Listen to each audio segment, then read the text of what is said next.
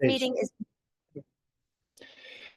Buenas noches para ustedes que están conectados y lo que sea para aquellos que puedan mirar por lo menos un ratito de la grabación. Estamos en la penúltima eh, sesión sincrónica. La próxima va a ser rara, va a ser un lunes 21, y ahí terminamos el curso. En los minutos en los que estábamos conversando, llegamos a algunas negociaciones como grupo y entonces arranco dejando claras esas confirmaciones o los acuerdos a los que llegamos. Primero, la semana 10, el trabajo de la semana 10 no lo tienen que hacer. El trabajo de la semana 10 queda integrado a la semana 11. La semana 11 va a multiplicar su nota por 2, dándole nota para que el sistema no se ponga a complicarnos la vida. A la semana 10, a la semana 11. Vamos entonces a la semana 11. En la semana 11, en grupos, ustedes van a presentar en una exposición que como máximo dure 3 minutos y medio, 2 metodologías inductivas cada grupo, entendiendo que tenemos 4 grupos, alguno que está trabajando solo, ¿sí? 4, 5 grupos.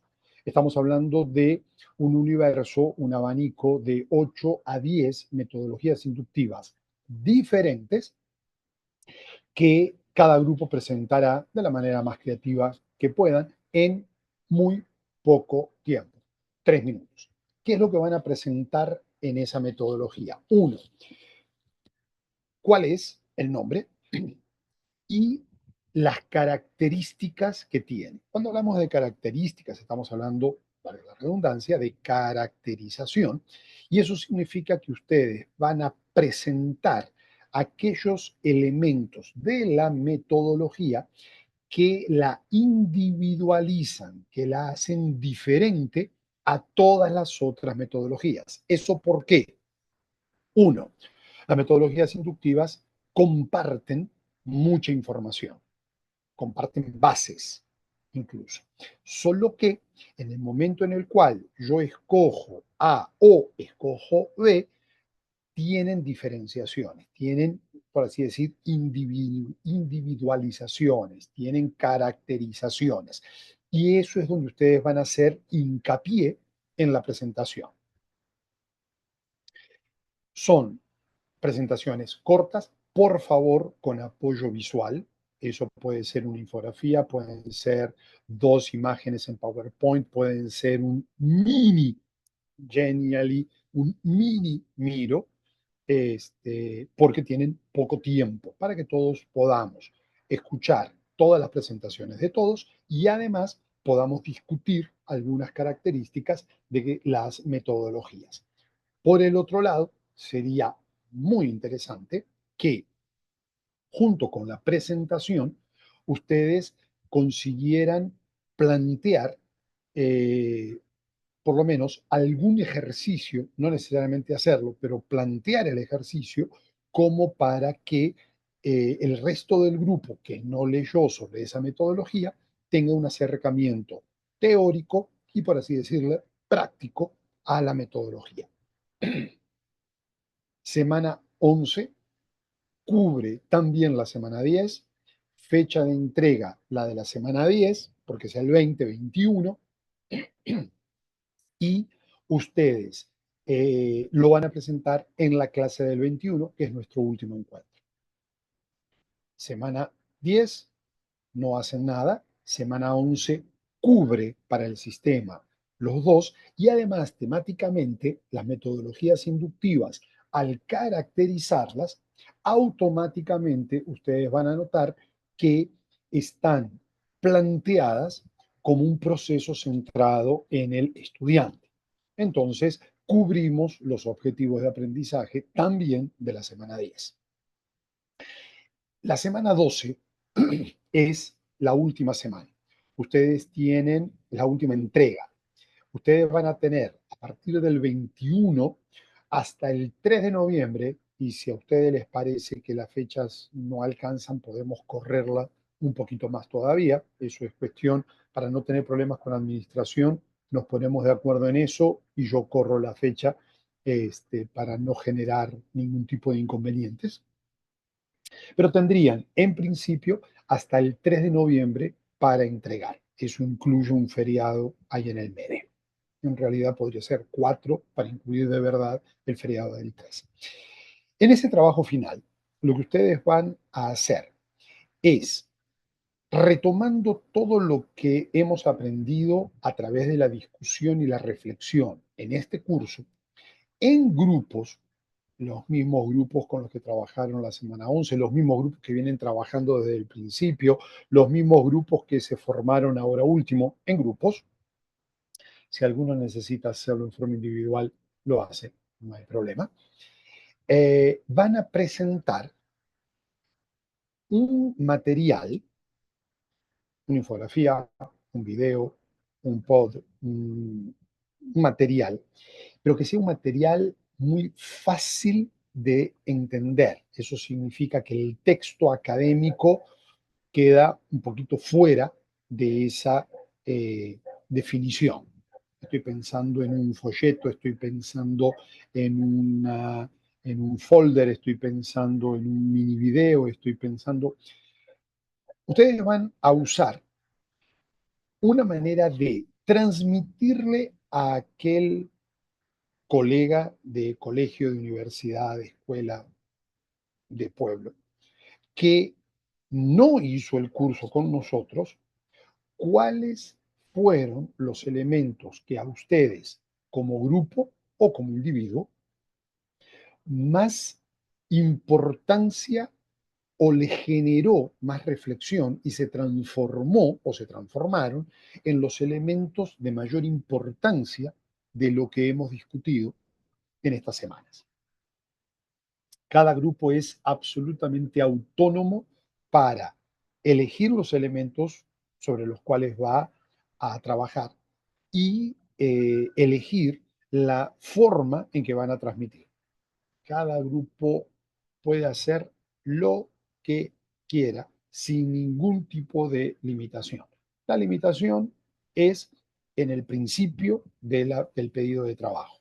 Uno, que sea muy fácil de comunicar, que sea una pieza que ayude a comunicar fácilmente la información, y eso significa que sea muy breve, muy sintético, muy simple de leer. No sé si va a ser simple de hacer, pero sí que sea muy simple de entender el mensaje.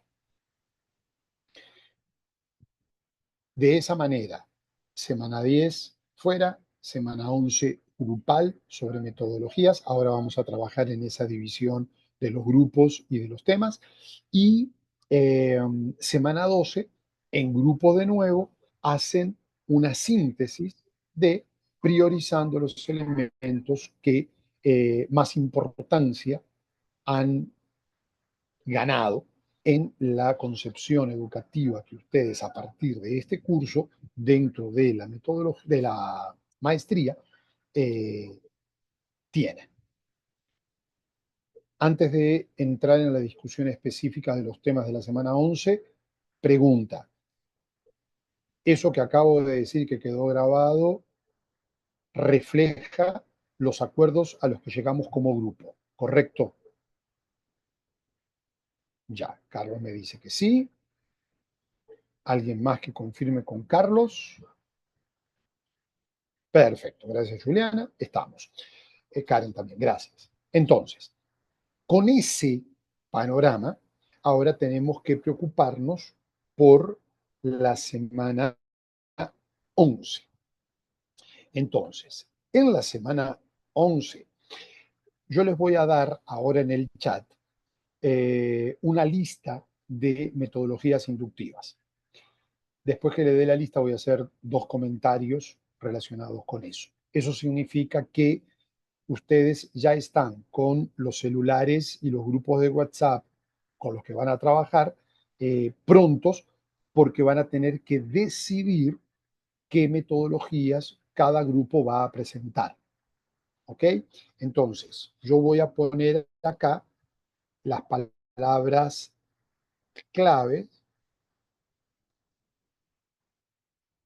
de cada uno.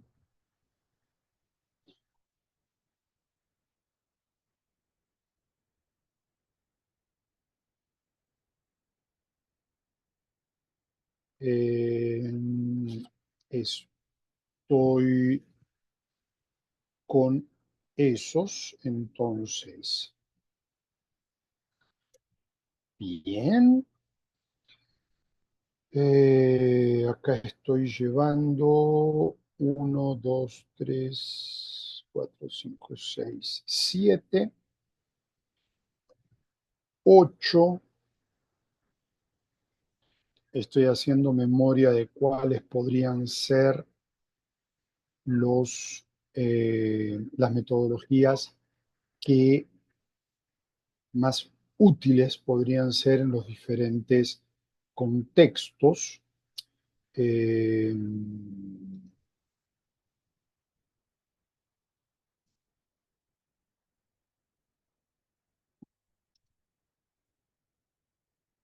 ok, listo. En el chat está, siempre pongan la expresión aprendizaje basado en retos, casos, proyectos, problemas, gamificación, aula invertida, neuroeducación, servicio, debates, casa del tesoro, sala de escape. Así rápido, haciendo un poquito de memoria, me acordé de 11. Ya les digo, casa del tesoro, sala de escape tienen muchos elementos en común, no son lo mismo. Eh, retos, proyectos tienen mucho en común, no son lo mismo. Casos, problemas tienen elementos en común, no son lo mismo.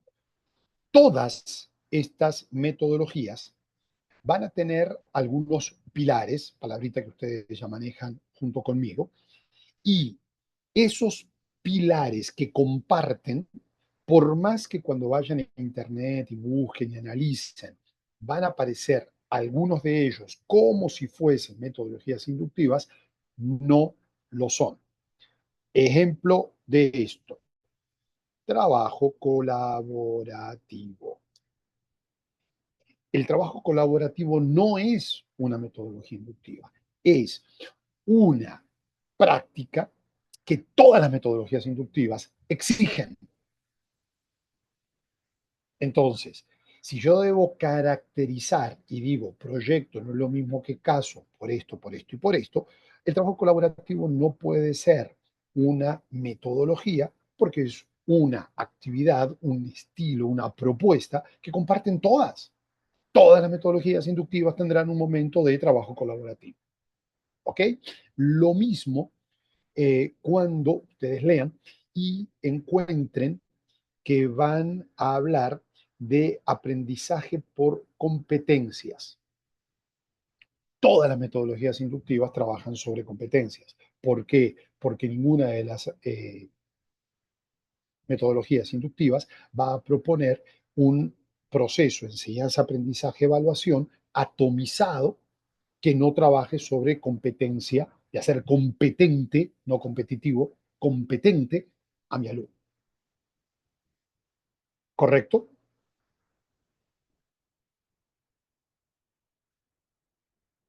¿Fue clara la explicación? Ok, está bien. Entonces, ahora, eso, listo.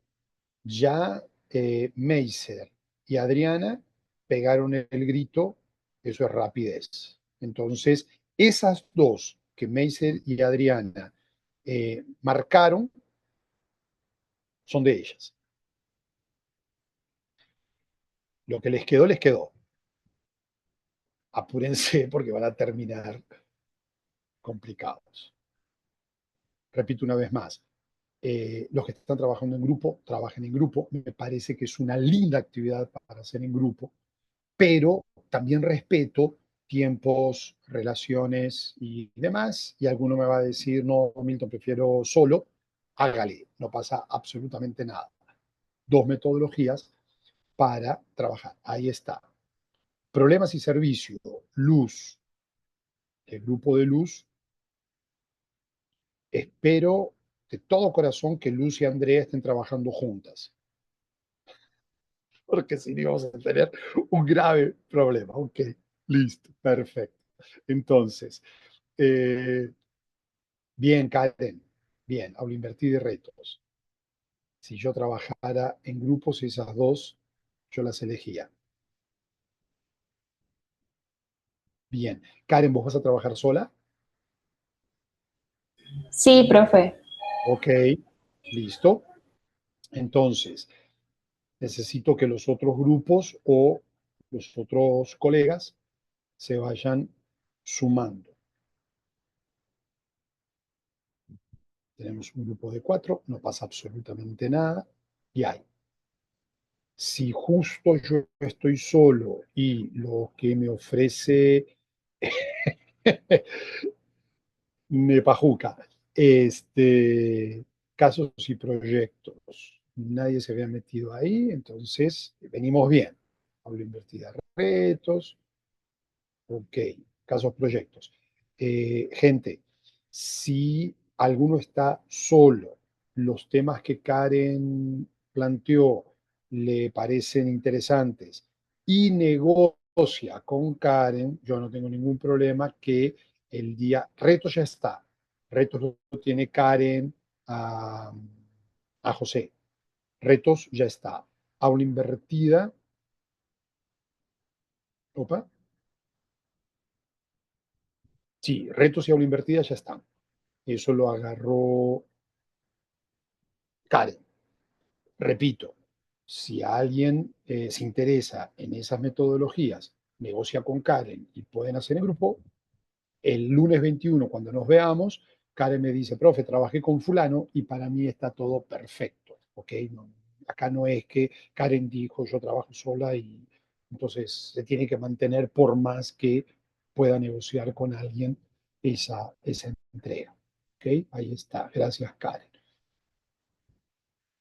Entonces, haciendo el repaso, Meiser, gamificación casa, luz y familia, problemas y servicio, Karen, aula invertida, retos, casos, proyectos. Carlos, ustedes van a tener que trabajar muy fino la definición al grupo Nepajuca, ¿ok? Porque casos, proyectos son primos hermanos en varios aspectos. Entonces tienen que diferenciar muy bien uno del otro. El no que digo ahora es la respuesta a la pregunta de José Fernando. No, ni debates ni neuroeducación. Ninguno de los dos fueron elegidos por el momento. Entonces nosotros, hecho. Pregunta por qué hay mucho Nepajuca, nosotros y cosas por el estilo. Ahí está, Alex, Juliana y José. Perfecto. Eh, ¿Alguien de los que está conectado no está en ningún grupo y está mirando un partido de ping-pong entre dos japoneses, moviendo la cabeza por un lado y por el otro sin entender de qué va? ¿O todo el mundo está incluido en? Por mi memoria, creo que estamos todos, pero pregunto. Andrea Franco. Creo que falta Henry. Sí, Yo estoy con Luzari. perfecto, listo. Entonces, Andrea está. Está faltando Henry porque Henry no se ha conseguido conectar. Ahora vamos a eso. Hay gente, colegas nuestros, que por mil motivos no se han podido conectar y van a estar mirando alguna parte de este video o ustedes lo tienen en el grupo y toca llamarlo. Entonces, Henry, por ejemplo, la pregunta es, necesito un ángel protector para esa gente, esos Henry que se nos quedaron por fuera del encuentro, pero no me pueden quedar afuera del trabajo porque si no me pierden el curso. Entonces necesito un ángel de la guardia para ellos que lo llame y le diga, vení, trabajá, forma parte de esto. Puede ser un grupo de 5, puede ser Karen 1. Estoy poniendo el ejemplo simplemente porque son los dos extremos. ¿Okay? No es que estoy obligándolos a que alguno de ustedes lo adopte, pero También falta necesito un profe que se llama Carlos Jones. el profesor de música, exactamente, el profesor de música de La Guajira. ¿Ok? Entonces ahí necesitaría que ustedes se transformen en los ángeles de la guardia de ellos y algún otro que se nos esté escapando en este momento, como para poder integrarlos al proceso.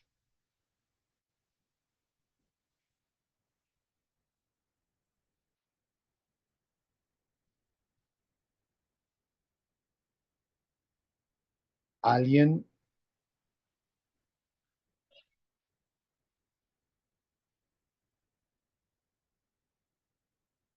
listo. Entonces, retos, levántenme el dedito para confirmar. Retos, tenemos un grupo que lo va a trabajar.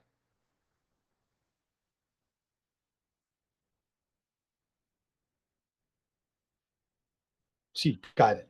Karen trabaja retos, ¿verdad? Sí. Entonces, retos está. Caso, proyecto está. No tengo a nadie con problemas. Ah, sí, problemas y servicio luz. Ok, listo. Retos. Caso, proyecto, problema. Gamificación, leí por ahí que alguien lo va a hacer. Aula invertida, también. Aula invertida la hace Karen. Eso. Entonces, acá sigo. Neuroeducación, el último grupo. Servicio también, debates también. Casa del Tesoro. Lo único que me quedó en el tintero fue sala de escape, ¿correcto? Sí, profe, ese no Ok, lo tiene ahí nadie. está. Perfecto. De la lista que yo di, es la única que quedó, sala de escape, según el control que ustedes están llevando y que yo estoy leyendo acá en el chat. Ok, entonces, yo voy a entrar en contacto, justamente tanto Henry como Carlos los tengo, soy el tutor de ellos, entonces voy a comunicarme con ellos y les voy a decir, en el mejor de los casos, que trabajen juntos para presentar Sala de Escape, que es muy parecido a Casa del Tesoro. Ah, Casa del Tesoro, ¿quién agarró? Ah, Casa del Tesoro lo agarró Mesa. Perfecto. Ramificación y Casa del Tesoro, que también tienen mucho elemento en común. Entonces, para que nos quede a todos claros, a Henry y a Carlos, ninguno de los dos trabaja con ningún grupo que está acá representado.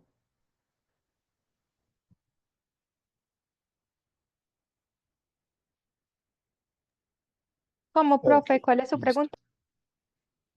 Si Carlos o Henry trabaja con alguno de ustedes, con alguno de los grupos que ustedes representan. Ah, no, profe, no. Ok, sí.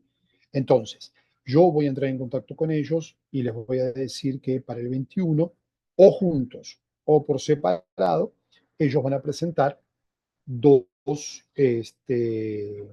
metodologías. Si alguno de ellos me dice, ah, profe, yo trabajé alguna vez con fulano, sepan que ese colega los va a llamar, los va a contactar para intentar agruparse con, si no, entre ellos, y si no, en forma individual. ¿Ok? Listo. Esto quedó solucionado. La parte administrativa está perfecto. ¿Alguien tiene? Profe, qué pena, por Sí, validar, eso. No, no, tenemos unas compañeritas que no estoy viendo y me preocupa que queden sin trabajo. Pues he trabajado con Andrea Marulanda, Viviana Pinto, Sandra, no sé si están por acá, no las vi. Andrea se conectó y desapareció. Calculo que tiene que haber tenido algún problema de conectividad. La Andrea Marulanda. Sandra, no, ¿ves? Ahí está. Yo estaba seguro que nos Sandra estaban Narváez y faltando. Viviana Pinto, ellas son Ajá, compañeritas de Juliana y mías y no las estamos viendo, entonces nos preocupa que queden sin nada también. listo. Pero entonces, ustedes dos se pueden transformar en los ángeles de la guardia de ellas dos, Son tres en realidad. Sandra, Viviana y sin Andrea no las problema. vemos. Sandra, Viviana y la Andrea Marulanda, ¿ok? Sin problema. Se hace un grupo un poquito más grande, pero no pasa nada. Porque justamente a mí me interesa mucho más el trabajo grupal que el trabajo individual, en este caso, justamente por el tipo de trabajo que estoy imaginando que ustedes me van a presentar. Entonces, por eso el tema. Entonces, José, vos te encargas de eso. Si ustedes sienten que queda muy grande el grupo, lo mismo que me avisan y yo entro en contacto con ellas eh, y les propongo otras metodologías. Metodologías inductivas hay decenas, entonces no hay problemas. Solamente buscar un poquito y encontramos la que corresponda. Pero bien recordado, entonces nos queda Henry y Carlos en el aire y las tres colegas, es verdad, sí.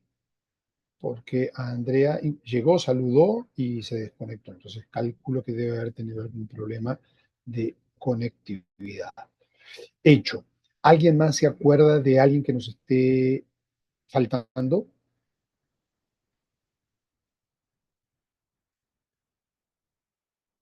Entonces yo hago el último reconto.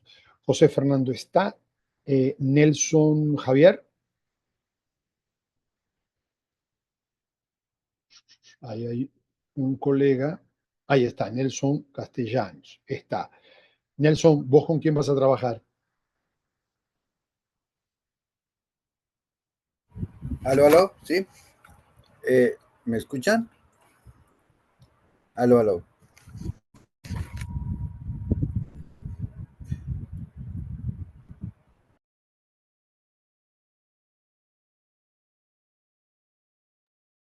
Maestro Nelson es del grupo Nepajuca.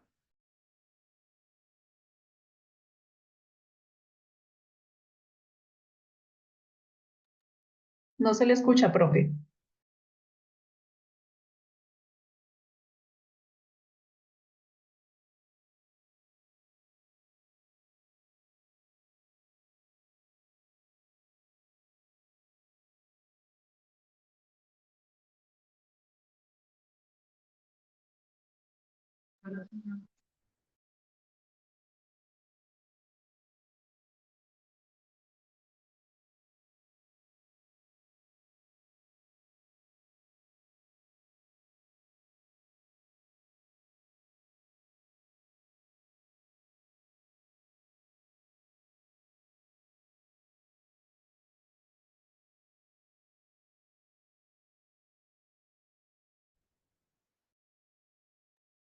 No se escucha nada, no. No sabemos del profe, ¿cierto? No, yo estoy grabando la sesión y no lo veo y no se escucha tampoco. Ya volví. Ahora, ahora sí me escuchan. Sí. Hola, hola, hola. Ah, listo. En fin. Entonces sigo con Clara Patricia, está en el grupo. Sandra Cecilia, Sandra Cecilia, Sandra Cecilia. Es una de las colegas que decía José. Adriana Lucía Orojuela está ahí. Adriana está ahí, perfecto. Meiser está. Juliana Valenzuela, allá está Juliana V. Andrea Franco Pachón está ahí. Ahora sí, Clara María Parra está allá. Viviana, que es una que está faltando. Henry, que está faltando. Inés. No nos podemos olvidar de Inés y sus problemas de conectividad. Inés es también de Nepajuca, maestro. Ok, perfecto, Carlos, me quedo tranquilo con eso. Y Andrea es la tercera que mencionábamos. Estamos todos, listo. De una u otra manera, estamos todos. está hecho, en la mayúscula no pasa nada. Ok, entonces organizamos el restito del encuentro para tocar 3, 4 aspectos fundamentales en este proceso que tiene los famosos 4 pilares. Diálogo académico como elemento central en la propuesta educativa, entendiendo el diálogo académico como la capacidad que yo como docente debo tener para preguntar lo que yo no sé. ¿Qué es lo que yo no sé de mi materia? Un montón de cosas, pero específicamente de ese programa que estoy dictando y más específicamente de ese contenido específico que estoy trabajando. Lo que yo no sé es lo que mi alumno piensa. El diálogo académico deja muy clara la diferencia entre la pregunta de confirmación y la pregunta de reflexión. Cada pregunta de confirmación es una pregunta perdida para el diálogo académico. ¿Por qué? Porque si yo hago preguntas de confirmación de información, hago la pregunta, me dan la respuesta y acabó. Incluso para que el diálogo académico surta un poquito más de efecto, y en una pregunta de confirmación tendría que apostarle a que la respuesta sea equivocada. No tiene mucho sentido. Entonces, en el diálogo académico yo no giro sobre preguntas de confirmación, sino que propongo preguntas de reflexión. Ahí es donde yo no sé lo que mi alumno piensa. Hago la pregunta de tal manera que con respuestas acertadas, correctas, válidas, cada uno de mis alumnos pueda plantearme una respuesta diferente. ¿Me haces un favor, cielo? Eso, ¿Me puedes? ¿Cómo? Ah, eso es ¿me puedes Eso bajar es lo que gira el diálogo académico como elemento central en esta propuesta. El ejemplo típico. ¿Cuál es la fórmula de la sal? Respuesta cerrada, porque es una respuesta de confirmación. ¿Cuál sería la pregunta de reflexión? ¿Qué pasa si yo modifico la fórmula de la sal en este elemento? Los chicos van a tener que salir a buscar no una respuesta de confirmación, sino una respuesta que les exija una mini reflexión para darme una respuesta válida académicamente. A partir de ahí, yo giro con el por qué. Si yo pregunto qué día llegó Colón a América, 12 de octubre de 1492 es la respuesta. Yo no le puedo preguntar por qué. Me van a decir porque el barco llegó, porque él vio tierra. Ahora, si yo te pregunto, desde tu punto de vista, ¿cuáles fueron los 3 elementos socioeconómicos políticos en el Reino de España que permitieron que Colón llegara a América el 12 de octubre de 1492? Tu respuesta de cada uno de ustedes puede llegar a ser diferente a lo que el otro piensa. Lo que me permite preguntarte a vos el por qué, cruzar diferentes por qué y armar una discusión entre los diferentes integrantes de mi grupo de estudio, llámese estudiantes. El segundo pilar es en esta propuesta educativa que gira sobre el diálogo académico, estoy obligado a respetar los saberes previos de mis estudiantes. Y eso, que parece una verdad básica, se hace muy importante porque en la clase tradicional esos saberes previos no se respetan. Nosotros en la clase tradicional dictamos clase, lo que nos transforma en fuente de información y en muchos casos fuente única de información y en muchos casos única fuente de verdad. Y ahí estamos con graves problemas. En esta propuesta educativa, nosotros necesitamos entender que el alumno sabe, conoce, entiende, y es posible que sepa mal, entienda mal y haya sabido mal. Pero de todos modos, yo debo partir en ese proceso que es la educación desde los saberes de mis alumnos. Justamente para eso es que en la universidad nosotros le mandamos lecturas previas o materiales previos a cada uno de los encuentros. ¿Eso por qué?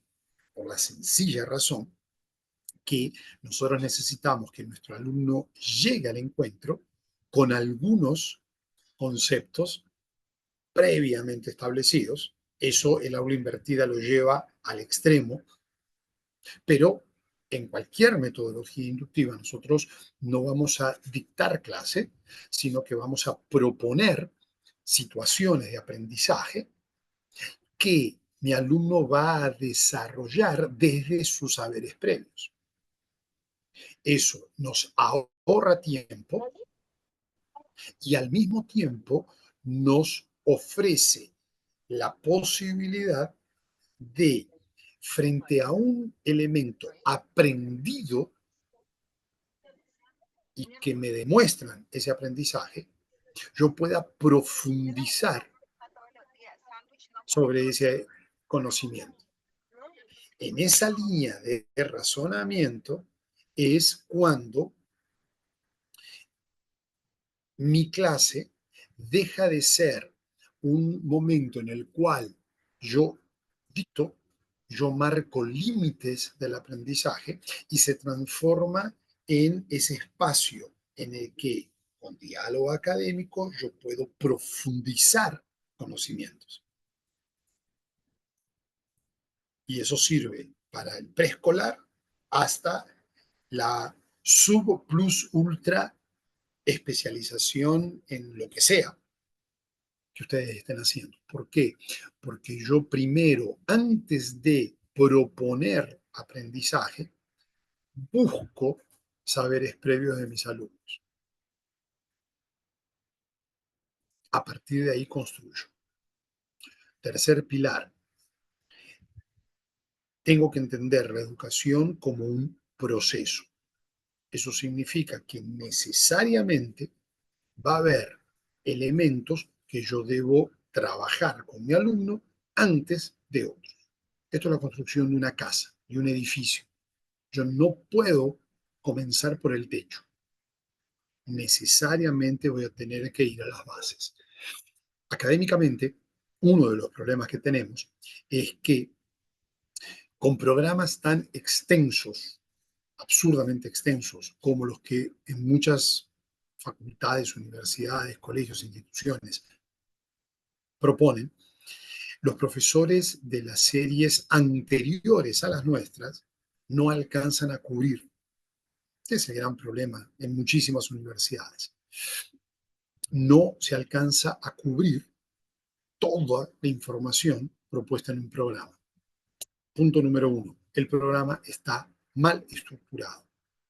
¿Lo podemos cambiar? Algunas veces sí, algunas veces no. ¿Qué tengo que hacer? Entender que esto es un proceso y mi planificación docente, planificación didáctica, tendría que comenzar con un proceso de priorización de contenidos. ¿Qué significa eso? El programa, por más extenso que sea, generalmente no va a tener más de 4, 5, exagerando, y están todos locos, 6 unidades. ¿Qué es lo que yo tengo que hacer cuando yo me encuentro con esos papeles escritos? Priorizar información. ¿Qué significa eso? Yo tengo que decir, frente a ese universo de conocimientos / aprendizaje que se propone, yo tengo que pensar cuáles son los aprendizajes centrales que mi alumno debería tener al terminar mi curso. Eso va a generar mi objetivo de aprendizaje, mi objetivo que propongo como profesor, que incluso, dependiendo de los contextos, sería muy interesante que esos objetivos se pudieran construir en la realidad con sus alumnos, para que sea no el objetivo de aprendizaje que yo supongo sino que es el objetivo de aprendizaje consensuado en el grupo de aprendices. No es tan fácil, se complica, todo eso es posible, pero se los dejo ahí como para que lo mediten. Entiendo que va a haber elementos nucleares, centrales, prioritarios, pónganle el nombre que quieran. El segundo paso dentro de esta planificación docente, didáctica docente que yo realizo, es sobre esos puntos nucleares, qué elementos secundarios que están en el programa necesitaría o podría integrar en el proceso.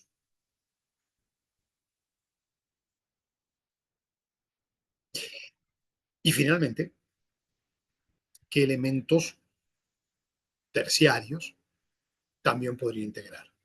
Si yo voy a querer dictar clases chuleando información, no voy a conseguir alcanzar a cubrir todo el programa. La gran queja del 90 y largo por ciento de los profesores.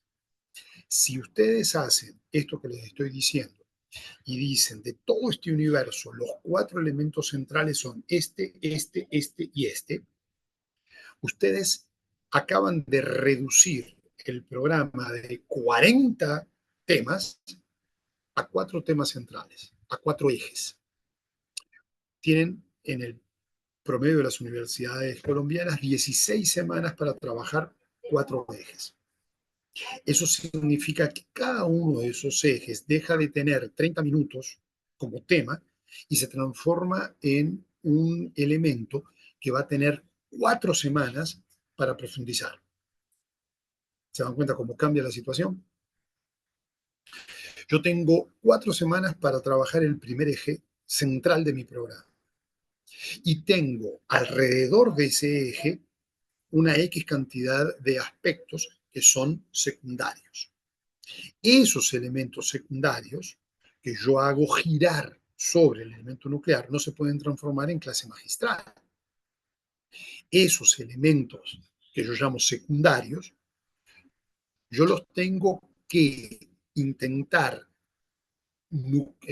estructurar, sintetizar, unir con ese elemento prioritario del que estoy trabajando o que estoy trabajando. Ejemplo, uso aprendizaje basado en casos. El primer caso, 4 semanas. El primer caso que yo les planteo trabaja el aspecto nuclear más 3 aspectos secundarios por el tipo de ejercicio que yo le estoy pidiendo que haga. En la segunda semana vuelvo al aspecto nuclear, retomo uno de esos elementos secundarios y le agrego 2, 3 elementos secundarios. El caso va a ser robusto, pero tenemos tiempo para trabajarlo en clase. En el caso, yo voy trabajando cada una de las semanas con el elemento nuclear. En cada una de las semanas voy agregando y quitando elementos secundarios, agrego nuevos, retiro, la semana 1 lo hicieron, la semana 2 retiro, un elemento secundario que me demuestran ya haber aprendido. Lo puedo volver a integrar en el caso en la semana 3, en el caso 3. En la semana 4 vuelvo a hacer el mismo ejercicio. Eso significa que para esa unidad yo trabajé 4 semanas el aspecto nuclear, tiempo más que suficiente para que mi alumno lo haya aprendido. Lo he rodeado en perspectivas y conceptos que son diferentes en cada caso, lo que genera un up en el aprendizaje. Y además de eso, yo puedo generar una profundización en la temática central. Eso es proceso. Eso es entender la educación como proceso.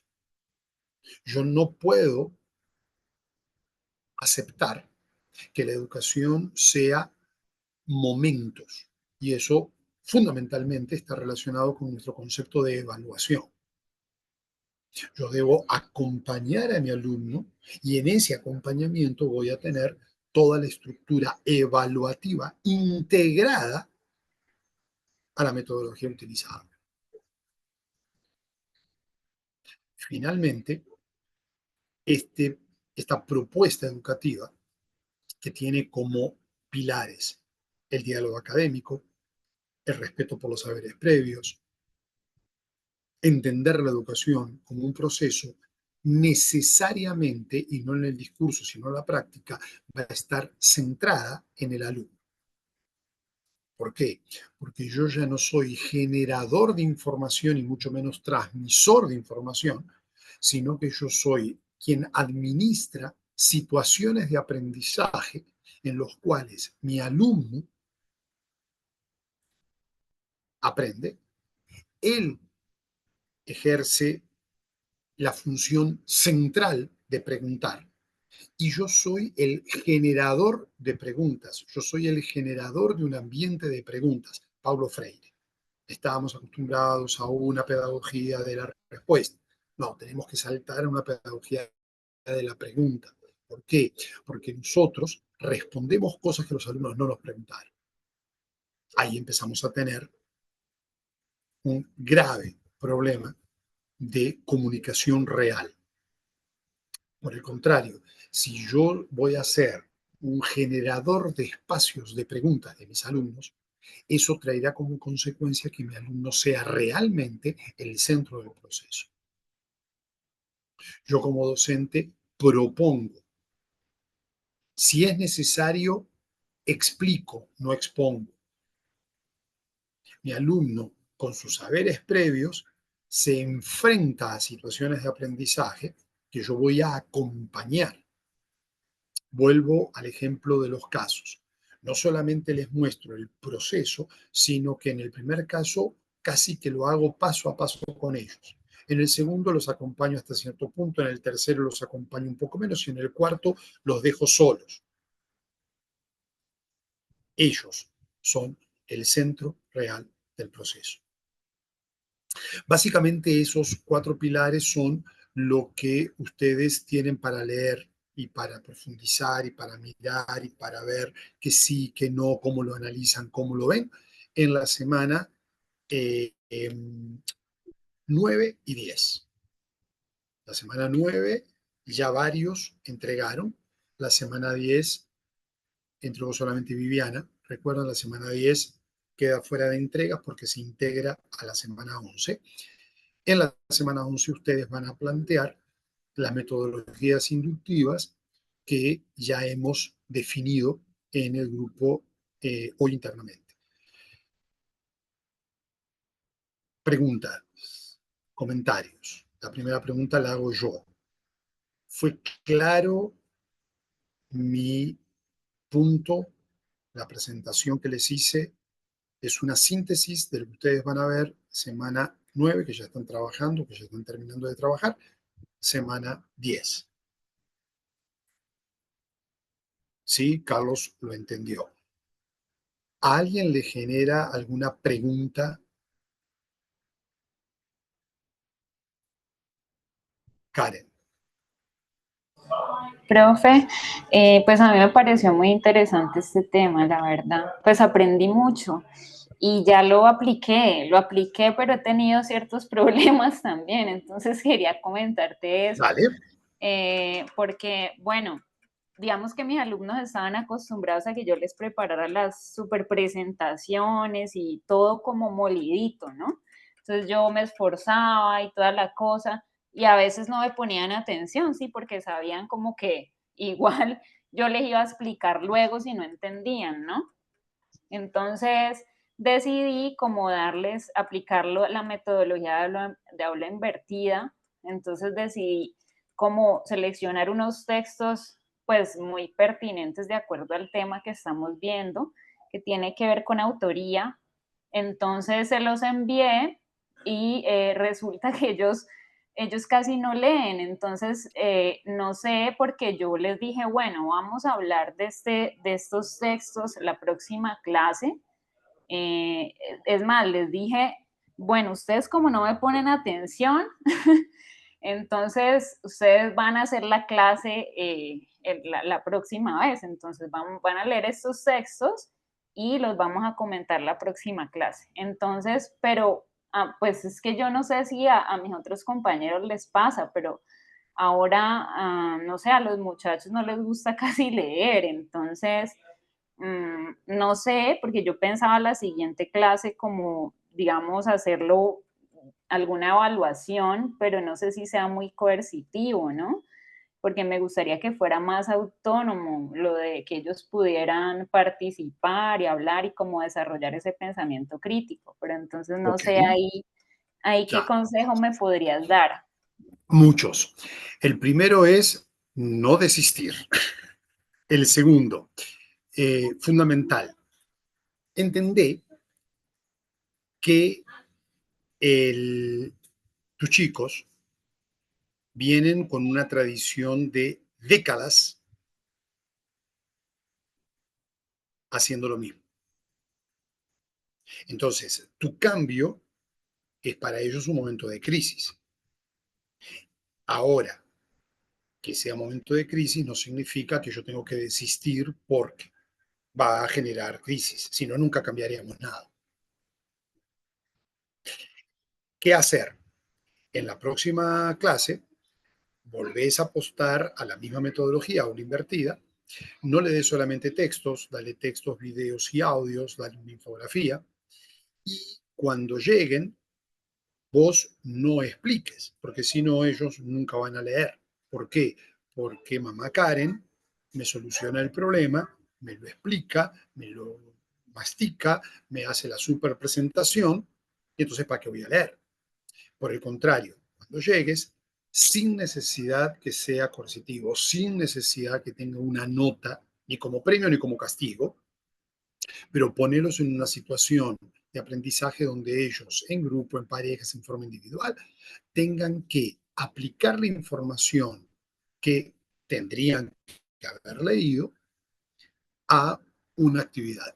Y frente a las respuestas que te den, hace la evaluación, la retroalimentación con ellos. Si vas a esperar que el grupo de alumnos esté feliz con los cambios, nunca vas a cambiar. Entonces, apostale, mantener la unidad en esta estructura metodológica y trabajar en el encuentro partiendo de la base de la participación del alumno ideal. No leyeron. Chicos, si ustedes no leen, yo no voy a estar a tu lado dentro de 3 meses, 3 semestres, para explicarte lo que te va a pedir un productor, un artista, el dueño de una empresa o quien sea. O empezás a independizarte de, o vamos a tener problemas en tu formación. No les gusta. ¿Por qué? Porque le estás rompiendo la zona de confort donde ellos se movieron toda su vida. No desistas. ¿Por qué? Porque es un momento de crisis, pero ellos rápidamente entienden los beneficios. ¿Cuándo? Cuando comienzan a conseguir dar respuestas en forma autónoma a situaciones a las que antes solamente conseguían repetir lo que vos le decías. ¿Respuesta dada? Sí, profe, muchas gracias. Se nos termina el tiempo. Juliana, hasta que Zoom nos eche. No, simplemente decirle a la profe que a veces también hacer jigsaw readings, que es como ponerlos a que ellos lean ciertas partes, la responsabilidad que implica que yo deba leer para el trabajo también de mi compañero ayuda.